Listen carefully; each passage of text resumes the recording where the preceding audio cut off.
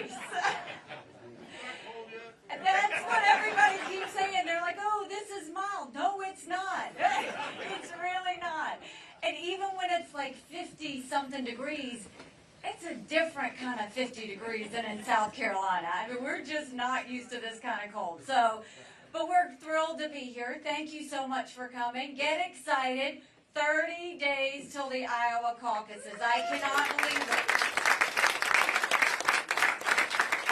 We are super excited. How many of you are attending this town hall or one of my town halls for the first time? Raise your hand. Well, where have y'all been? Welcome. We're glad to have you. And so we'll start off. We'll talk a little bit about me. We'll talk about where the country is. We'll talk about how we're going to save her. But I first want to thank Brian for letting us come into his place, for representing. And Zach, you were everything we're trying to do, bringing new blood back to Washington, D.C. Thank you for fighting the good fight. We're blessed to have you. Thank you so much.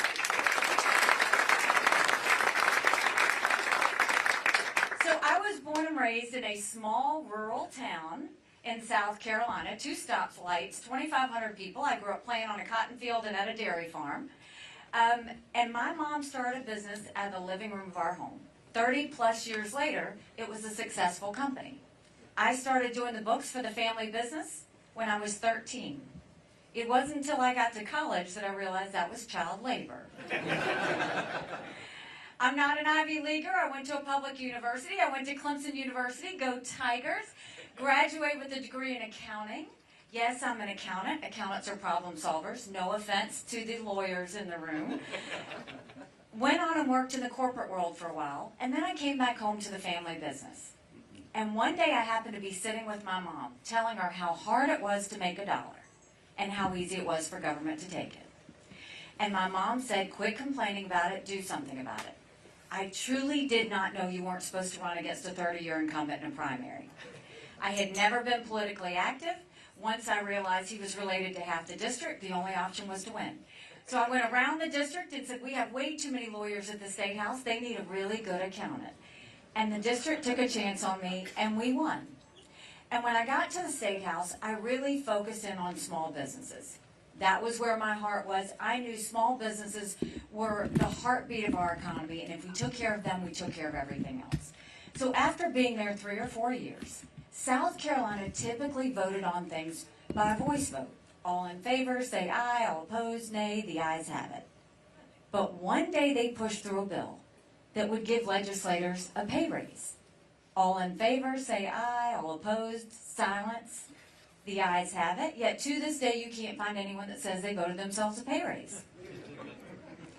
And I was furious because we had a Republican House, a Republican Senate, and a Republican governor. And so I filed a bill that said anything important enough to be debated on the floor of the House or the Senate was important enough for people to know how their legislators voted.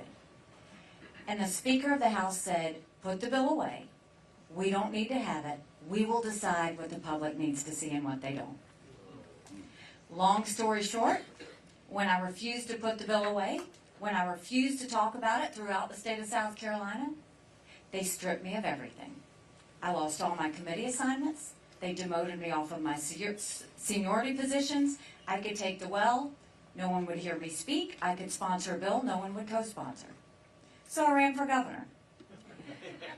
I ran in as a Tea Party candidate, and I'm proud to say that one of the first bills I signed into law is now in South Carolina. Anything important enough to be debated on the floor of the House or the Senate requires a legislative vote on the record, and we took it a step further and did it on every section of the budget as well. And I love music. You were listening to my playlist earlier. And so on the day of the bill signing, I blasted throughout the State House, Pat Benatar's Hit Me With Your Best Shot. Now, when I became governor, South Carolina was hurting. We had 11% unemployment. We had thousands of people on welfare. And South Carolina was the butt of the jokes. And so we got to work. By the time I left, we were building planes with Boeing. We were building more BMWs than any place in the world. We brought in Mercedes-Benz. We brought in Volvo. We had 5 international tire companies, and they were referring to South Carolina as the beast of the Southeast, which I still love. We announced jobs in every county in the state. We moved that 11% unemployment down to 4% unemployment. And we also acknowledged some truths. We said if you have to show picture ID to buy Sudafed, if you've got to show a picture ID to get on a plane, you should have to show picture ID to protect the integrity of the election process. And we passed voter ID in South Carolina.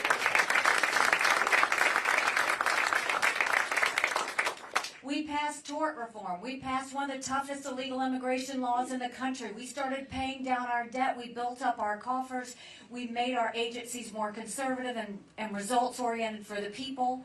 And by the time I left, we were named the friendliest state in the country, the most patriotic state in the country, and the #2 state in the country people were moving to. And then I got the call for the United Nations. And my honest answer was, I don't even know what the UN does. I just know everybody hates it. And I wasn't wrong about that. But when I got to the United Nations, I wanted countries to know what America was for and what America was against. I didn't care if they didn't like me, but I wanted them to respect America. And so we got to work. We pulled ourselves out of the Iran deal. We moved the embassy from Tel Aviv to Jerusalem. I pushed China to pass the largest set of sanctions in a generation against North Korea to get them to stop testing ballistic missiles. But the #1 thing that we did was we took the kick me sign off of our backs, and America was respected again at the United Nations. Now I'm running for president, and I don't need to tell you how bad things are. You don't have to turn on the news to see it. You feel it when you go to the grocery store. You feel it when you fill up your car with gas. You feel it with your mortgage payment, your insurance payment, and everything that you have to pay for. It's all gone up. And I would love to tell you that Biden did that to us. But I've always spoken in hard truths, and I'm going to do that with you today. Our Republicans did that to us too. You go back and look at that $2.2 trillion COVID stimulus bill that they passed with no accountability, that expanded welfare, that has now left us with 100 million people on Medicaid, 42 million people on food stamps. That's a third of our country. And did Republicans try and make it right? No. They doubled down and opened up earmarks and pet projects for the first time in 10 years, pushing through 7,000 of them last December. Want to know how they spent your money? $30 million on an honors college in Vermont, $10 million to tear down a hotel in Alaska, $7.5 million on a courthouse in Colorado. And the list goes on. In the 2024 appropriations budget, Republicans put in $7.4 billion worth of earmarks and pet projects. Democrats put in $2.8 billion. Now you tell me who the big spenders are. All while 1 in 6 American families can't pay their utility bill. 60% of Americans are living paycheck to paycheck. 50% of American families can't afford diapers. Social Security will go bankrupt in 10 years. Medicare will go bankrupt in 8. Then you look at our education system, and everybody wants to blame COVID for education. We had problems with education before COVID. Do you know right now in America, only 31% of 8th graders in our country are proficient in reading? 31%. Only 27% of 8th graders are proficient in math. If we don't do something, we're going to be in a world of hurt 10 years from now. Then you look at the border. I truly have run out of things to say about the border. This is a dereliction of duty. It's horrific to see what's happening on the southern border and the northern border. Now, I've been to the border, and I didn't pull a Kamala, go and come back. I went 400 miles down that border. You're not ready for what I saw. Mounds of shoes, mounds of clothes, paraphernalia, rape areas that the women and girls have to walk through. When you get up in the morning, you get your coffee and you watch the news. When these ranchers get up in the morning, they get their coffee and they see if anybody died crossing the fence. They pick up whatever little kids were left behind and turn them over to Border Patrol. I met with multiple sheriffs. They said before 7 a.m. they round up whatever illegal immigrants they can find. They turn them over to Border Patrol.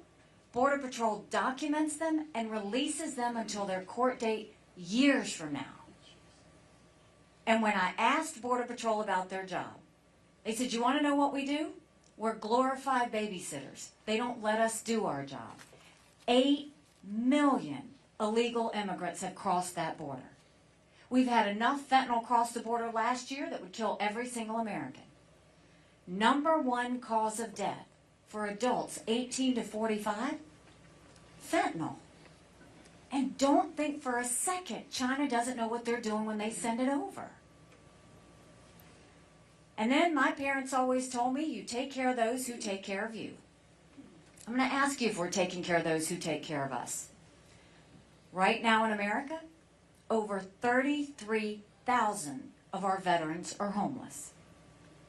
1 in 3 suffers from PTSD or thoughts of suicide. We lose 22 heroes a day to suicide. If a veteran needs a doctor's appointment, on average, it takes them 29 days. Why 29 days? Because on the 30th day, they can go to the hospital or doctor of their choice. So midway during the 29 days, they get a call to reschedule, and the clock starts all over again. It's shameful how we treat our veterans. Now that's a lot of bad, right? Now I'm going to ask you, has Congress done anything for you? Have you felt it? Don't you think it's finally time we had term limits in Washington, D.C.?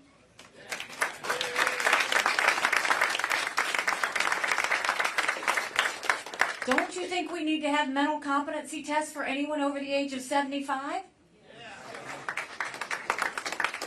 Now, I'm not being disrespectful when I say that. We all know people who could run circles around us that are over 75. I mean, Senator Grassley, he's like, I don't even know what you describe that, but like, he can literally do anything.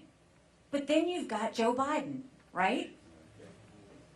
Right now, the Senate is the most privileged nursing home in the country.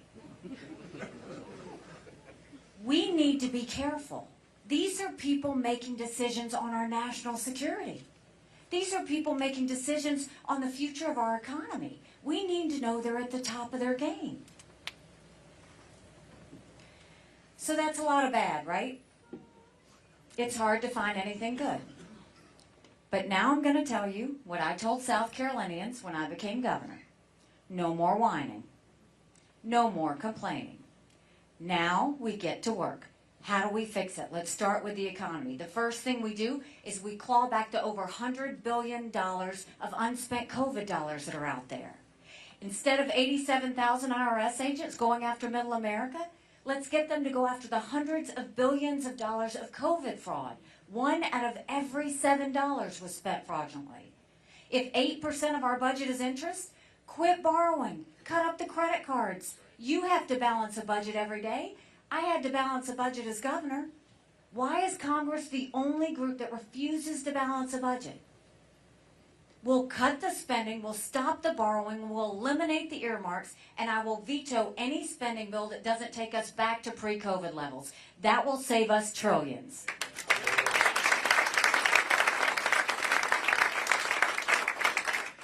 We will take as many federal programs as we can and send them down to the states. That will reduce the size of the federal government, but it will empower people on the ground.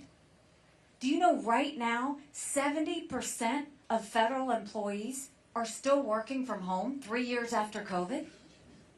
Do you know 75% of most of our agencies are still sitting empty and we're paying for that?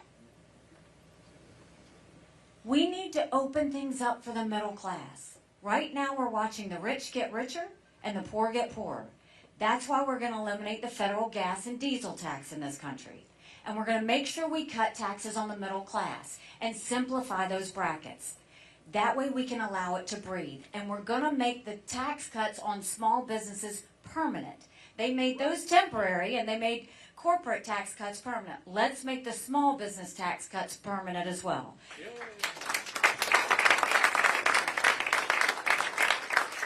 When it comes to education, we knew if a child could, in South Carolina, we knew if a child couldn't read by 3rd grade, they were 4 times less likely to graduate high school. So we started holding our kids back instead of sending them forward. We brought in their parents. We did reading remediation programs, and we set them up for success. We've got to do that all over our country. We have got to get our kids reading again. And then no parent should ever wonder what's being said or taught to their child in the classroom. We need complete transparency in the classroom. And as parents, we have one job, and that's to make sure we get our kids right. Let parents decide which schools or what types of education they get. Every child deserves a good education, regardless of where they're born and raised. Stop educating kids based on a zip code. And when it comes to our border, it is time for us to seriously get to work on our border. We will make sure, first of all, we will do what I did in South Carolina, and we'll take it national. We will do a national E-Verify program where every business has to show that the people they hire are in this country legally. We will defund sanctuary cities once and for all and get rid of the lawlessness that we have. We will put 25,000 Border Patrol and ICE agents on the ground and let them do their job. And instead of letting them come in and process, we will go back to the Remain in Mexico policy and make sure they never step foot on U.S. soil to begin with. And instead of catch and release, we'll go to catch and deport.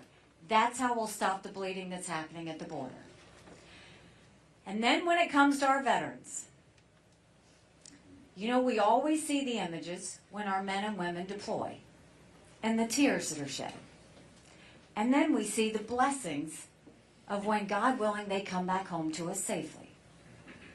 I'm the wife of a combat veteran. He served in Afghanistan. The day he came home to us was a complete blessing and prayers answered. But that was the easy part. When we got home, it got hard. Michael couldn't hear loud noises. He couldn't be in crowds. Life had passed him by for the year that he was gone, and the transition was tough. We can't just love our men and women when they're gone. We got to love them when they come back home, too. So the one thing we need to do is let's help them with that transition. Don't let the 2 weeks be all that they get. Take care of them for the rest of their lives and know that they're okay. Let's have telehealth so they get the mental health care they need right when they need it. Let them go to the doctor or hospital of their choice. They've earned that right. And Zach, I think the way we deal with veterans' health care is I think every member of Congress should have to get their health care from the VA. And you watch how fast that gets fixed. You know I'm right. I'm telling you, it will be the best health care you've ever seen if we do that. And then there were two things at the United Nations that Russia, China, and Iran never wanted us to have. They never wanted us to have a strong military, and they never wanted us to be energy independent. We won't just be energy independent, we will be energy dominant. Let's open up our energy sector. That includes biofuels. Let's make sure that we are making the most of our energy needs.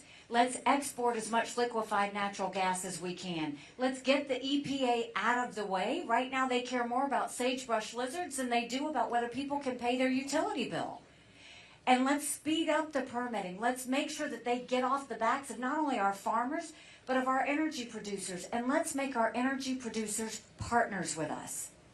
When we do that, and that includes making sure we support the renewable fuel standards, and that also includes the fact that we need to make sure that we're making them strong in every way possible. And you don't do that by pushing down on them.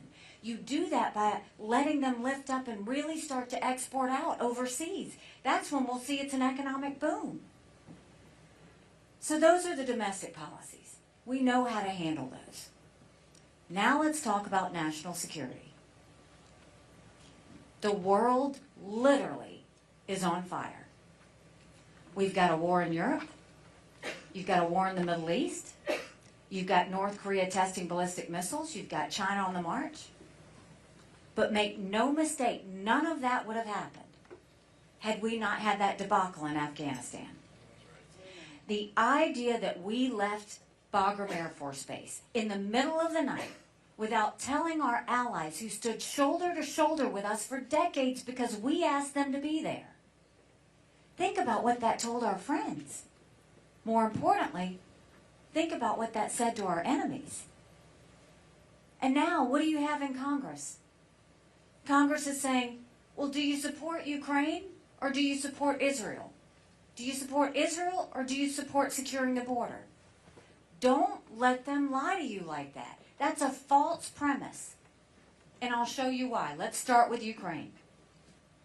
First of all, you should know at the United Nations, Ukraine was one of our best allies. They voted with us on everything. They were incredibly supportive in any initiative that we held on. They were there for us.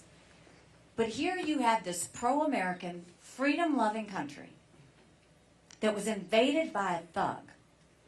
And 500,000 people have died because of Putin. And everybody's saying, well, how do we end this war? And we do want to end the war, right? Well, the war would end today if Russia left.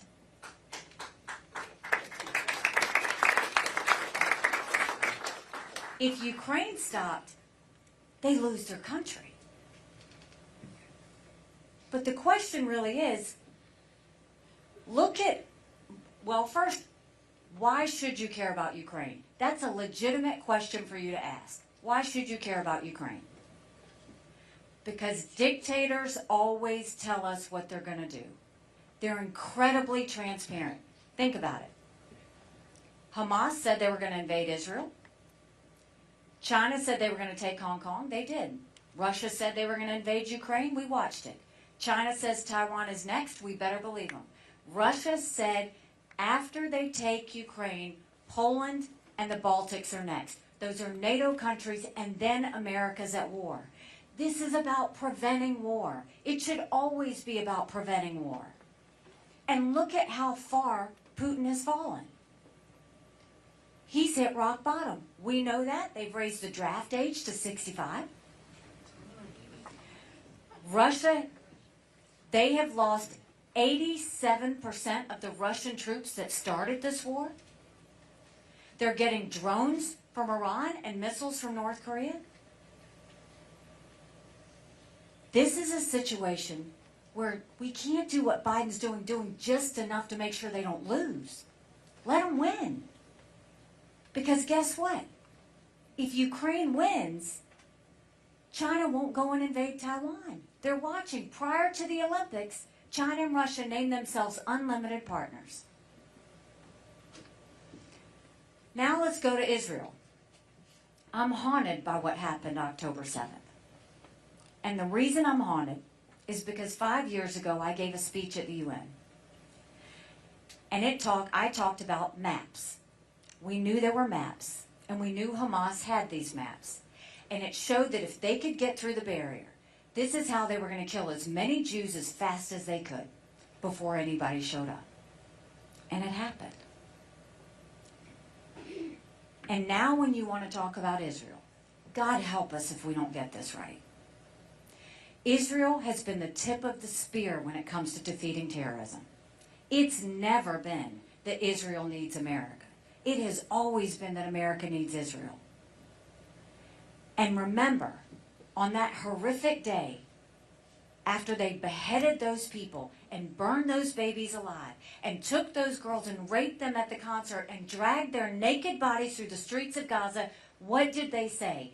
Death to Israel, death to America. Now I'm going to make a connection. Remember I told you Putin had hit rock bottom? Hamas invaded Israel on October 7th, Putin's birthday. Who's the happiest person in the world right now? It's Putin. Why? Because the U.S. took their eyes off of Ukraine and moved it to Israel. Don't forget that connection. Did Putin call Netanyahu when this happened? Nope, not for 10 days. You know who he called? Hamas. Invited them to Russia. They came the next day. And they named themselves friends. Now, when it comes to securing the... First of all, if we support Ukraine, did what we needed to, that's 3.5% of our defense budget. Just 3.5%. The Europeans have put in more, and they should. It's their neighborhood.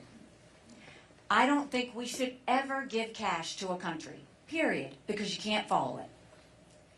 I don't think we need to put troops on the ground in Ukraine. They don't want our troops. They want to do this themselves. But we give them the equipment and ammunition to win. 3.5% of our defense budget. If we support Ukraine and Israel, 5% of our defense budget. And securing the border is job number one, priority number one. Right now, America's acting like it's September 10th. We better remember what September 12th felt like, because it only takes one person. If we support Ukraine, support Israel, and secure the border, that's less than 20% of Biden's green subsidies. So don't let them tell you that we can't. We can. This is where Congress needs to have priorities. Because the number one priority is national security. The number one priority is keeping Americans safe. And America can never be so arrogant to think we don't need friends. Because on September 12th, we needed a lot of friends. But you got to be a friend to get a friend. There's a reason that the Taiwanese want the U.S. and the West to support the Ukrainians. Because they know if Ukraine wins, China won't invade Taiwan. There's a reason the Ukrainians want the U.S. and the West to support Israel. Because they know if Iran wins, Russia wins. China, Russia, and their junior partner Iran are bound together in an unholy alliance. Because they all are united in their hatred towards freedom, the West, and the United States. We need to be smart about what we're doing. We need to be prepared. Let's talk about the number one national security threat we have, China. China has been preparing for war with us for years, and that's no exaggeration. They're already here. They've already infiltrated our country. They bought 400,000 acres of U.S. soil, most recently near Grand Forks Air Force Base, where our most sensitive drone technology is. They bought the largest pork producer in the country, right here in Iowa. They're putting millions of dollars into our universities, stealing our research and spreading Chinese propaganda. There's technology that builds up their military and threatens America, yet the Biden administration gave them 70% of it. The Trump administration gave them even more than that. Then everybody got upset about the Chinese spy balloon, right? And rightfully so. Well, what about the fact that 90% of our law enforcement drones in America are Chinese? Think about the mini surveillance that's happening. And if you want to look at how they're building up their military, they're building it up at a scary pace. China now has 500 nuclear warheads. That's 100 more than they had last year. They have the largest naval fleet in the world. They have 370 ships. They'll have 400 ships in 2 years. We won't even have 350 ships in 2 decades. They're doing artificial intelligence. They're doing space. They're doing cyber. They're developing hypersonic missiles. We've barely gotten started. And now China's the lead developer on neurostrike weapons. Weapons engineered to change the mental capabilities of military commanders and segments of the population. That's who we're dealing with. And Biden and Yellen want to tell you that China's a competitor. I dealt with China every day at the United Nations. They never saw us as a competitor. They always saw us as an enemy.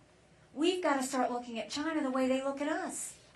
So how do we deal with China? You start basically, stop selling any U.S. soil to China, and let's take back the land they've already purchased.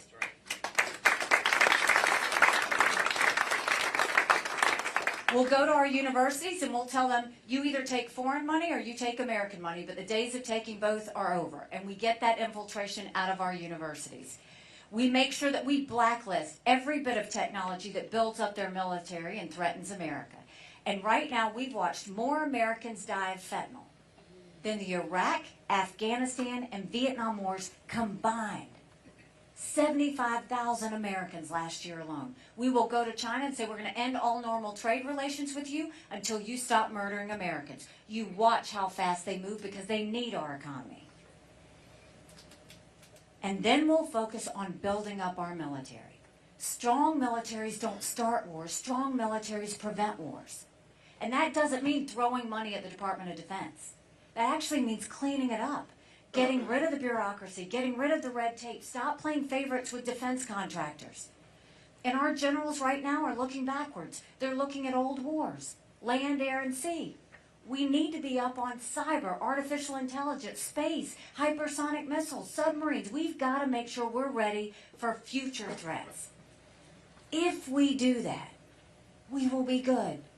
But for goodness sake, we got to stop making our military take gender pronoun classes. It's demoralizing them right now.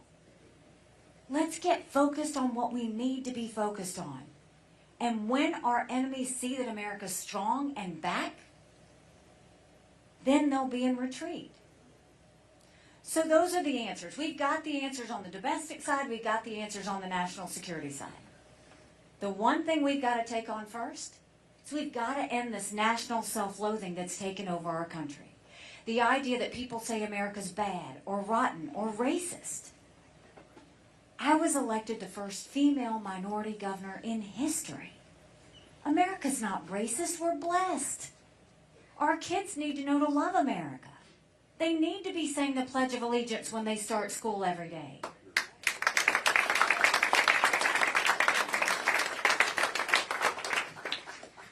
You know, 5 months ago, I dropped my husband Michael off at 4 a.m. for another year-long deployment. And I watched him and 230 soldiers pick up their 2 duffel bags of belongings to go to a country they'd never been, all in the name of protecting America. They're willing to sacrifice their lives and their families because they still believe in this amazing experiment that is America. So if they're willing to sacrifice for us there, shouldn't we be willing to fight for America here? Because we have a country to save. But in order to do that, we've got to acknowledge some hard truths. Republicans have lost the last 7 out of 8 popular votes for president. That is nothing to be proud of. We should want to win the majority of Americans. Bless you. But the only way we're going to do that is if we have a new generational leader. If we leave the negativity and the baggage behind. Here's another hard truth. I think President Trump was the right president at the right time. I had a good working relationship with him. I agree with a lot of his policies. But rightly or wrongly, chaos follows him. You know I'm right. Chaos follows him. And we can't have a country in disarray and a world on fire and go through 4 more years of chaos. We won't survive it. So we've got to get it together, but we can do this. You know, someone asked me why I was running for office. And I said, my parents came here 50 years ago to an America that was strong and proud and full of opportunities. I want them to know that country again. I'm doing this for my husband Michael and his military brothers and sisters. They need to know their sacrifice matters. They need to know that we love our country.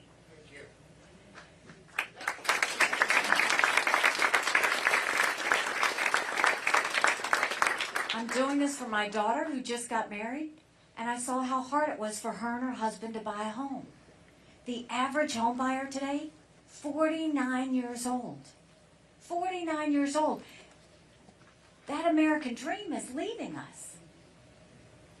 And I'm doing this for my son who's a senior in college because I'm tired of watching him write papers of things he doesn't believe in just to get an A. That's not us. That's not America. And for the first time, 81% of Americans don't think their kids are going to live as good of a life as we did. We can't be okay with that. I'm not okay with that. We do have a country to save. But I'll tell you this, if you join with me in this fight, I promise you, our best days are yet to come.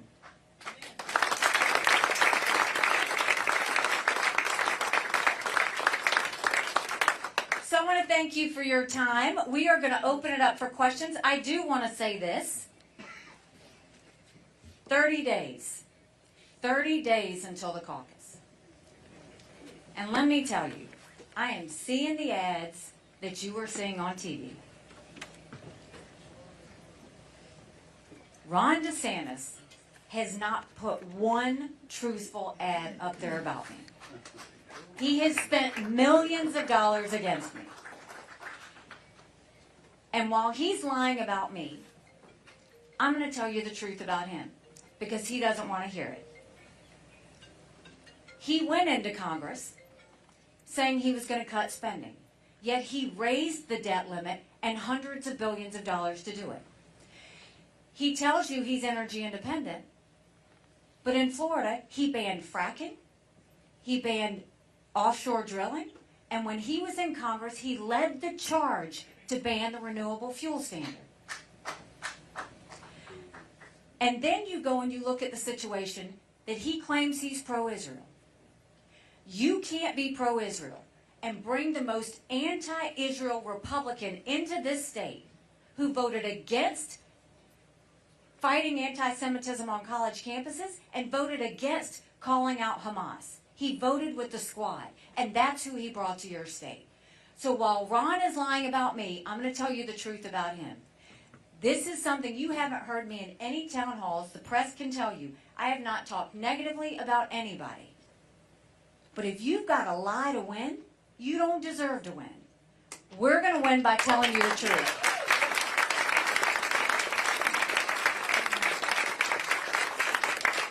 All right, so now we're going to open it up for questions. There's nothing I won't answer. You may not like my answer, but there's nothing I won't answer. We should have two guys. Should we have two guys with microphones? Just raise your hand high and they'll come find you. Yes, sir. Thank you. Ambassador Haley, thanks for being here tonight. I appreciate that. You can't really have national security unless you have food security. You've talked about that on the trail. And a key piece to that puzzle is a traditional farm bill, which would contain robust energy provisions. Those provisions allow our farmers to export biofuels like ethanol and biodiesel to international markets. As president, would you be supportive of a traditional farm bill? Yes, I would. And first of all, the main thing with what we want to do with our farmers. So I come from an agricultural state. It was our #1 issue in South Carolina. We were partners with our farmers because food security is national security. And the last thing you need is any more mandates. The water bill, they're doing all these things to push on you when, honestly, farmers are the ultimate survivors. They can't control the weather. You can't control the pricing. And so you're stuck. The last thing you need is government hitting you along the way, too. That's why we see this beautiful farmland becoming housing projects. There's nothing that ate at my soul more than that. So, yes, we will do that. And that goes with, the E15. Why is government telling you what months you can do it or how many months you can do it? They need to lift the restrictions off of that and let you do that the way you want. But what an opportunity to export out. And the thing I did as governor, I sold my state. I sold our products out of my state. I sold our products out of our country. As your president, I'm going to sell these products out. And let's talk about one thing. A lot of what Iowa does goes to China, right? That should not worry you because the one thing we are going to do is make sure we move all of that trade to India, to Japan, to our friends. India, Japan, Australia, Israel, Philippines, all of them, they are now trying to get together to become less dependent on China. India gave themselves $1 billion stimulus to become less dependent on China. You've got, Japan did the same thing. We need to move that trade, not wait for China to pull the rug out from under us. The first thing I want to do is move that trade so that y'all aren't caught in a bad spot. We have to look at China through a national security lens, and if they pull the rug out from under us tomorrow, will we be ready? I'm going to make sure our farmers are ready. Yes, sir. You've got to do away with the gas and diesel tax. Iowa's got the worst bridges in the country. How are you going to fix our roads if you do away with the gas and diesel tax? Because the gas and diesel tax aren't even working for what we had. It's piecemeal now as we speak. And not only that, first of all, we're going to pull back all of Biden's green subsidies. All of that money that they were going to electric cars and everything else, we've got to pull it back. Because think about what Biden said. He said he wanted everybody driving an electric car by 2030 or 2035. We don't even have the infrastructure for that. And I'm not talking about charging stations. Electric vehicles are heavy. Our roads and bridges wouldn't be able to hold everybody going electric by 2035. So what we've got to do is we have to really focus on what does every state need. And instead of piecemealing it and the federal government telling you what roads and bridges you need to do, we need to send money down to the states and let the states decide which roads and which bridges need it. I knew as governor the amount of time it took us to get a road done or to get a bridge done. By the time we went through all the permitting and everything else from the federal side and then the state side, the cost of what that was went way up. So we've got to turn this over quicker so that our money's being put to good use, and we've got to do it in a way so we will. I don't think setting it up piecemeal where you pay it to the feds and the feds pay it back to you, all that's doing is wasting us time. We need to make sure we have an infrastructure expenses where we can send it down to the states and the states decide exactly what they're going to do and not play favorites with the states like what's happened before. Where's that money going to come from? So everybody always says, if you do this, where's the money going to come from? When I was governor, I told you we had thousands of people on welfare. First thing I did, and this is the first thing I'll do as president, I wanted to control what I could control first. So the first thing I did was go after my agencies. I replaced the head of every agency, whether they were doing a good job or not, because I wanted to freshen it up. Then I sent people into every agency to clean it up. Pull down old regs, pull down bureaucracy, get rid of problem children. In some cases we tweaked agencies, in other cases we gutted agencies. Then I got the agency mission focused because the agencies were trying to do too much that wasn't in line with what the mission of the agency was. So I gave them 90-day benchmarks. They had to start showing a return on investment to the taxpayer. And then I saw that those agencies were spending because they were worried they wouldn't get the same amount of money the next year. So we put all the spending online for every taxpayer to see.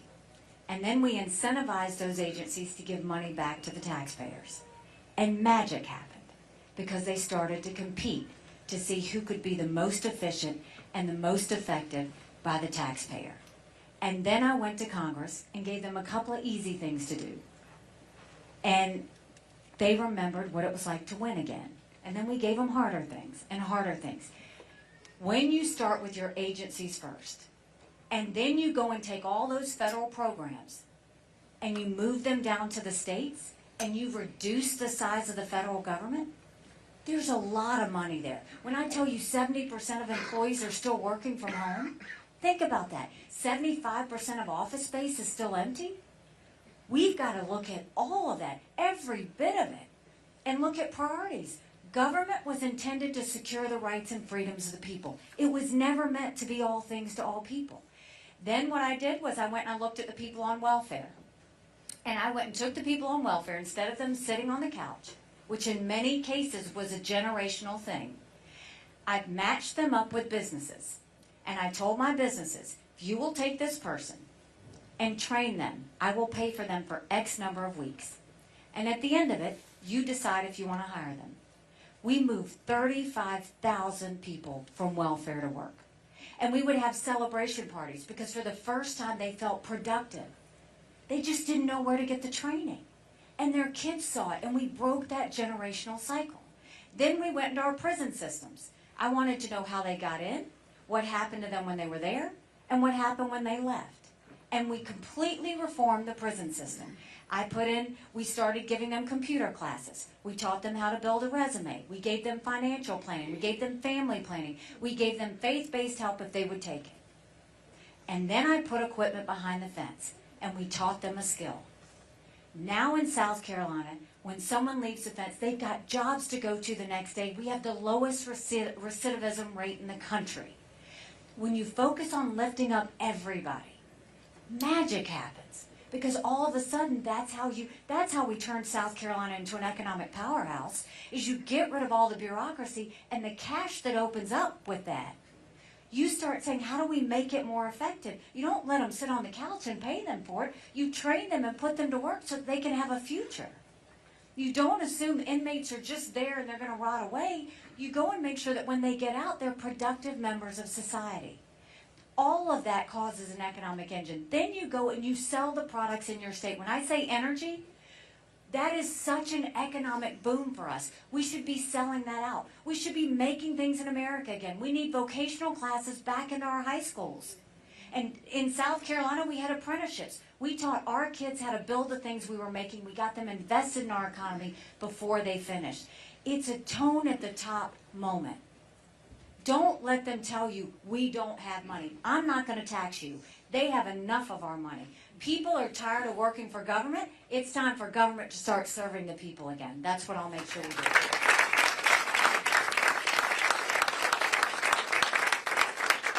I know we've got some people back in the back. Where's the microphone? Right here. Okay. Yes, sir. Yes, I've got to ask you this question after being in emergency medicine for 20 years. God bless you.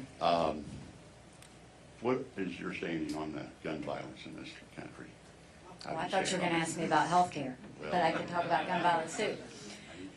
No, so gun violence. So I have a mom heart. My daughter is a pediatric nurse in the children's hospital. I worry about something happening. My son is a senior on a college campus. I understand the concern of every parent that wakes up and wants their kids to be okay. If we're going to deal with this, we have to acknowledge the cancer that is mental health. We have to.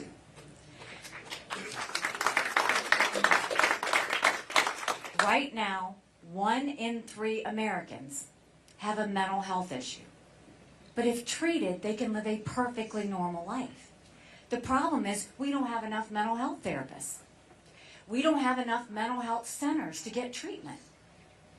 And if you don't get treatment, you can fall into an addiction. We don't have enough addiction centers. And if you happen to be lucky enough to get either a therapist or the treatment center or an addiction specialist, insurance doesn't cover it. We've got to take that on because you're getting them in the emergency room. And then they ask the hospital to hold them for a couple of days, or they'll put them in jail for a couple of days and then put them back out. We've got to deal with this. We're seeing it now more than ever. The depression, the anxiety, the stress. And that goes back to our healthcare situation. We have to start dealing with healthcare in a real way. And the only way we do it is we open the whole thing up. I think transparency cures all things. From the insurance companies to the hospitals, to the doctor's offices, to the pharmaceutical companies, to the PBMs.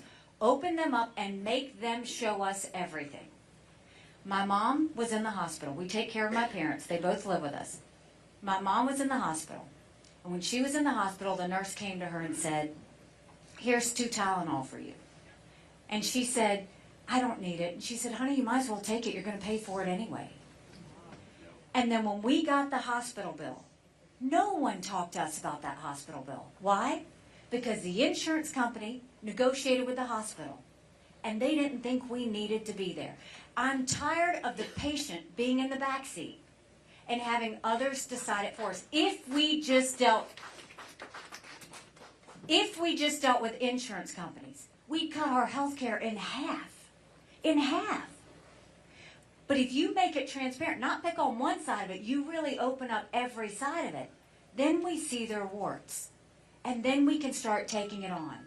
And then we focus on the things that need to be cared for, which is we've got to deal with mental health. Because that's the biggest issue. The second side of what we're seeing with the gun violence is God bless our law enforcement. Do you know how frustrating it is for them to arrest someone with a stolen gun and know that the prosecutors are just letting them go the very next day?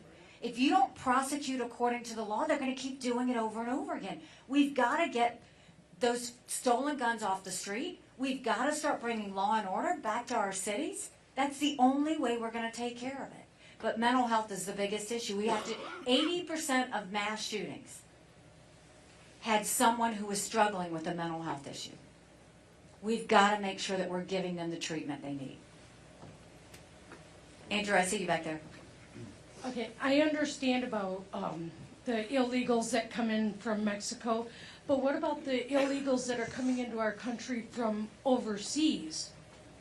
How do we plan on taking care of that? So do you mean Immigration? Okay. So illegal immigration, we talked about the border. Legal immigration is just as broken. It should not take someone 10 years to become a citizen in this country. But what's happening now is that, again, too bureaucratic, too slow. But presidents for a long time have just focused on quotas. We'll take this number this year, this number next year. Instead, do it on merit. Do it on what makes America better. Do it on what our industries, need that they can't find. Don't just pick people. Let's have some logic to it. How many students come to America and we educate them and then we send them back? It doesn't make sense. We've got to start doing it based on merit. When we do it based on merit, we're becoming a smart country. Not just one that takes people in, but one that's strategically smart about who we take in and how it helps our economy. Yes. Yes, sir. So I agree with you 100% on fight with Ukraine there as opposed to here. But when I listen to the Speaker of the House and the other Republicans and Democrats, they're not on board with that. How are you going to convince the House of Representatives to say that, yes, fighting in Ukraine and fighting in Israel saves us from fighting here? This is where Biden has been incredibly wrong. You can't, as a president, just say this is what we're going to do and not tell Congress why it's so important to do it. Think about it. It's not just Congress he's not telling. He hasn't told the American people why we should care about Ukraine, why we should care about Israel. When I was governor, if we had a hurricane that was coming, and we dealt with them a lot, I would go on TV twice a day and give South Carolinians everything I knew so that they could make the best decisions for their families. I always over-communicated as a governor. A president needs to over-communicate. You have to constantly tell the American people what you're doing, why you're doing it, and get them invested in it. You can't just go and say, this is what I want. It's the taxpayers that have to pay for it. And Biden has not, I can tell you, Zach, Biden hasn't gone and had any conversations with Congress on why this is important. And he certainly hasn't told the American people why this is important. But I tell you what, the one thing that keeps me up at night is what happens between now and Election Day. Because we look so weak. And God help us.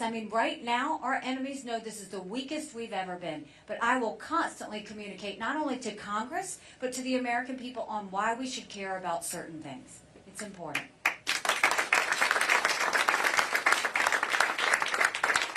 This will be our last question. Oh, make it a great one. Ambassador Haley, thank you so much for being here tonight. Thank you. I really appreciate it. I just want everybody to know that I am my first time here, first time to any of these, and just wanted you to know that if you get the nomination, you will beat the Democrats. Yeah. And I think that there would be only a run of a third party if you don't get the nomination. I have 5 sisters. I think I lost one of my sisters in 2016 because of the way I voted, and I voted 2 times for President Trump. And my intention is to vote for you, to caucus for you, and to have you be the nomination. But the only way you're going to get there is if you take a big chunk out of the leader, and that is President Trump. How do you plan to do that? Well, first of all, thank you. Tell your family and your friends. I want you to think about this for a second. We've had a lot of polls come out. The national polls don't matter. I don't know why they show the national ones. The ones that do matter are like general election head-to-head with Biden, and Iowa's numbers, New Hampshire's numbers, South Carolina. That's because that's what sets the tone. If you look at the general election polls, in every one of them, Biden and Trump are pretty much head-to-head. On a good day, Trump will have 2 points. I think in the Wall Street Journal, he was up by 4. That's margin of error. In those same polls, I defeat Biden in the Wall Street Journal by 17 points.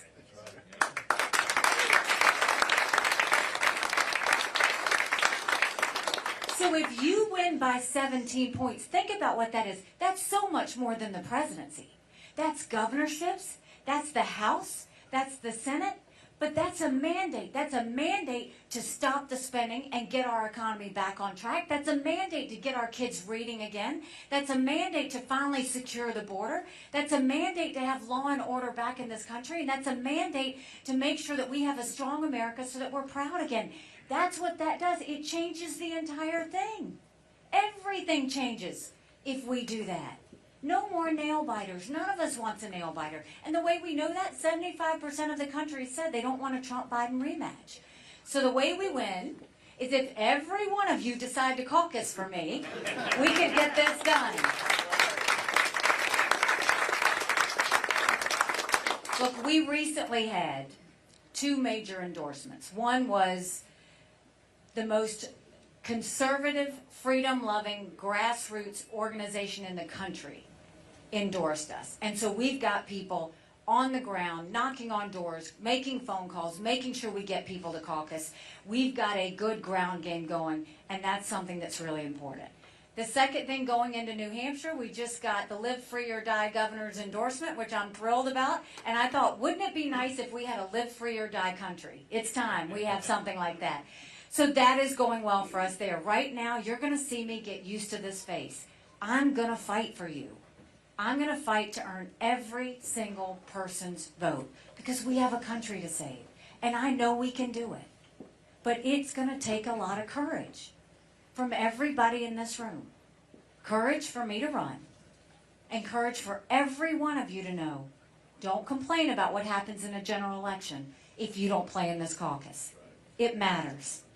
So what I will leave you with is, these are out there. Here are some cards. If you want to caucus, fill it out. If you want to volunteer, fill it out. If you have a question and we didn't answer it, fill it out. We'll get you an answer. But get involved. If you like what I had to say, go tell 10 people.